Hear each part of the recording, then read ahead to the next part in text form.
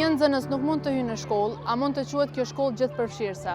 Blerina Zoga nga Fush Kosova çdo ditë përballet me vështirësi për të siguruar djalit të saj 8 vjeçar qasje në bankat shkollore në shkollën Mihail Gramena.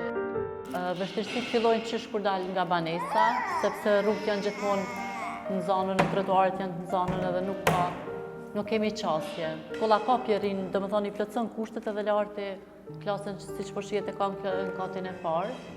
Mirë, po te klasa burimore asnjëherë nuk merr shërbime.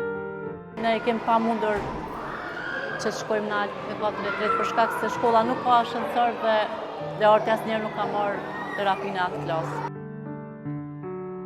Sipas përfaqësuesve të organizatës jo qeveritare Handikos që merret me përkrahjen e personave me aftësi të kufizuara, mungesa e rampave apo pjerrinave për lëvizje me karrocë mbetet problem serioz në qindra shkolla në Kosovë. Shumica e shkollave nuk kanë tualete të përshtatshme.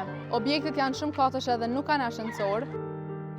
Këtu gjendem te tualetet të shkollës, edhe nuk ka qasje për lartin, për përdorus të karrocës nuk ka banjë të përshtatshme, adekuate që do të më kanë me mbajtës dhe me dyrë gjana. Nuk ka. Personat me aftësi kufizuara vazhdojnë të jenë diskriminuar se cilën fushë të jetës. Nisur prej qasjes infrastrukturore, pastaj prej përfshirjes në edukim në rregull të fëmijëve me aftësi kufizuara, janë ndërtuar ndoshta pjerrina e qasje, por prap vazhdojnë domethënë të ketë sfida, sepse një tjetër element problematik është fakti që edhe ato që ndërtohen janë jashtë standardeve, domethënë nuk përmbushën standardet e përcaktuara me udhëzim administrativ. Një hulumtim i vitit 2024 në komunën e Prishtinës në 13 shkolla me 283 nxënës me aftësi të kufizuara tregon se sfida kryesore mbetet lëvizja brenda objekteve, veçanërisht në katet e sipërme. Edhe UNICEF thekson se fëmijët me aftësi të kufizuara në Kosovë mbeten ndër grupet më të përjashtuara nga arsimi dhe shërbimet publike, për shkak të barierave fizike dhe institucionale. Kosova ka hyrë sërish në një proces të rizgjedhor. Deputetët që deri dje miratonin ligje, sot nuk mund ta bëjnë këtë. Kjo do të thotë se diskutimi për avancimin e të drejtave të personave me aftësi të kufizuara shtyhet sërish.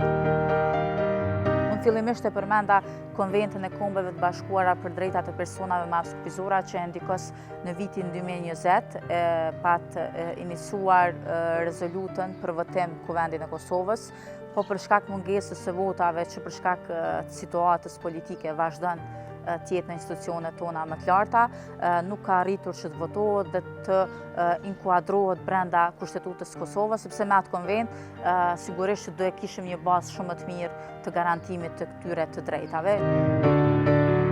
Aktivistët e Handikosit rekomandojnë që personat me aftësi të kufizuara të ndjekin rrugën ligjore dhe të kërkojnë drejtësi në gjykata, kur institucionet nuk i respektojnë ligjet për sigurimin e qasjes së barabartë.